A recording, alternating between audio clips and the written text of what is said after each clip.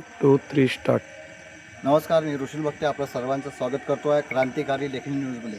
आज आपण आहे खैरगावामध्ये आध्यात्मिक वारकरी सुसंस्कार शिबिराचं आयोजन करण्यात आलेलं आहे आणि या शिबिराच्या निमित्ताने आज थेट क्रांतिकारी लेखनी न्यूज या खैरगावात आहे. आपल्यासोबत हरिभक्तपरायण मुद्रुंगाचार्य पवन महाराज भक्ते आपल्यासोबत आहे आणि आपण त्यांच्याकडून जाणून घेऊया की या शिबिरामध्ये कुठली रूपरेषा आहे शिबिराचं महत्त्व काय आहे, शिबिराचं आकर्षण केंद्र काय आहे, आपण ते त्यांच्याकडून जाणून घेऊया.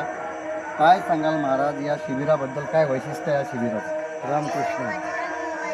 हे शिबिर सुरू होऊन 1 मे ते 20 मेपर्यंत शिबिराचे आम्ही नियोजन केलेलं आहे. या शिबिरामध्ये या 20 दिवसामध्ये मुलं गायक होईल, वादक होईल हे सांगता येत नाही आणि होईलच असं नाही, परंतु त्या सुसंस्कार शिबिर याच्यामध्ये त्यांना माहिती तर होते, जेणेकरून हा हरिपाठ आहे, हा काकडा आहे, हे श्रीमद भगवद्गीता आहे, याच्यात नेमावली करतात आणि त्यांना त्याचं थोडंफार का होईना पण नॉलेज असा येतो. हे आम्ही या पद्धतीचं इथं शिबिर सुरू केलेलं आहे. आता 2 वर्ष झाले.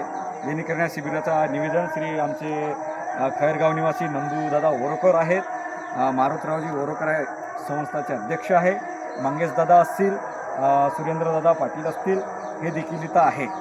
याच्या निमित्तानं आम्ही शिबिराचं नियोजन केलं आणि त्यांची अपेक्षा होती 2-4 वर्षापर्यंत का आमच्या गावामध्ये 10-15 का मुलं होणार, पण ते वारकरी संप्रदायामध्ये यावं आणि त्यांना काही नाही काही थोडं नाही थोडं ज्ञान असं या पद्धतीचं कळावं असं त्यांची अपेक्षा होती.